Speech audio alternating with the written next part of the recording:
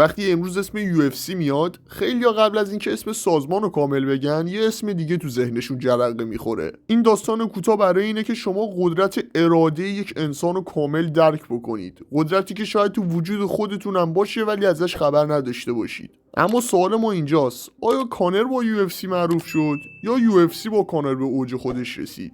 برای جواب دادن به این سوال باید برگردیم به قبل از سال 2013. داستان ما در مورد یه جوون بیکار از دوبلین ایرلنده.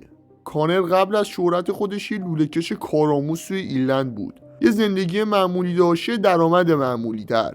اون تمرینات MMA خودش رو شروع کرد ولی با ذهنیتی متفاوت. از همون اول اون فقط نمیخواست مبارزه کنه، اون میخواست ستاره رینگ باشه. کانر توی سازمان محلی شرکت کرد و شروع کرد به مبارزه کردن. اسم اون سازمان کیج واریر بود. اون توی اون سازمان تونست قهرمان 2 تا وزن بشه و همین باعث شد که نگاه UFC به اون جلب بشه. تو اواخر سال 2013 کانر وارد بزرگترین سازمان MMA جهان شد، The Ultimate Fighting Championship. ورود به UFC اما متفاوت تر از بقیه. اکثر فایترها وقتی وارد UFC می شدن ساکت بودن و فقط تمرکزشون روی مبارزه کردن بود.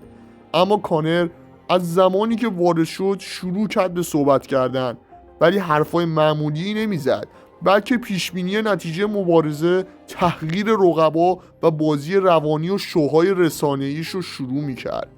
اولین مبارزش تو UFC رو با ناکاوت برد و همون شب یه جمله معروف گفت: اگر تو باور داشته باشی میتونی به هر چی که میخوای برسی.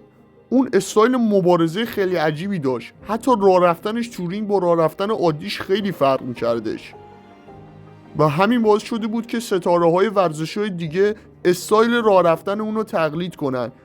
همینطوری بودش که طرفدارای ورزش‌های دیگه هم شروع کردن به دیدن MMA فقط برای اینکه مبارزات کانر رو ببینن.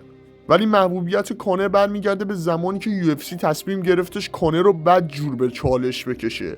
توی سال 2015 بود که مبارزه‌ای برای کمربند فدرویت مقابل قهرمان افسانه‌ای برزیلی یعنی جوزه آلدو برگزار شد. آلدو سالها بود که شکست نخورده بود، تقریبا شکست ناپذیرترین فایتر UFC بودش. اما کانر تو این کنفرانس‌های خبری ذهن اون رو بدجور به هم ریخت.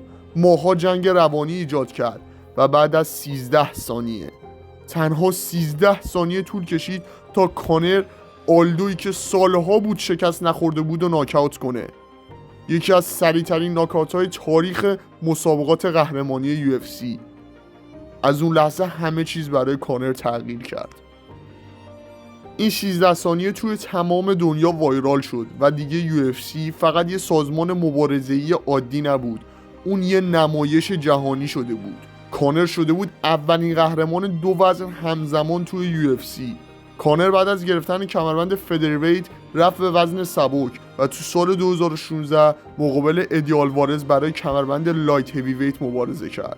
همه فکر می‌کردن ادی آلوارز میتونه کانر رو متوقف کنه، ولی ادی آلوارز توی اون مبارزه نابود شد و نتیجه اون مبارزه شد پیروزی قاطع برای کانر. کانر شد اولین فایتر تاریخ UFC که همزمان 2 تا کمربند و توی 2 تا وزن مختلف داره و اون شب تصویر معروفش با 2 تا کمربند روی شونه‌اش تبدیل شد به یک نماد توی سازمان UFC. تاثیر اقتصادی کانر روی UFC باور نکردنی بودش. قبل از کانر فروش پیپر ویو های UFC عددهای خوبی داشت، اما بعد از کانر رکوردها شکسته شده بودش.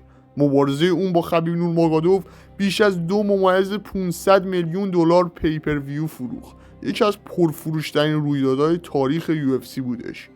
اون باعث شد UFC وارد بازار ایرلند و اروپا بشه. استادیوم‌ها رو پر کرده بود و مخاطبای جدیدی که حتی MMA رو دنبال نمی‌کردن جذب این سازمان شده بودن. کانر فقط یه فایتر نبود، اون دیگه تبدیل شده بود به یک برند پورساز. بعد از مدتی توی سال 2017 کانر از UFC کنار کشید. کانر پای خودشو فراتر از حدش گذاشت. اون با قهرمان بوکس جهان مبارزه کرد، فلوید میودر جونیور.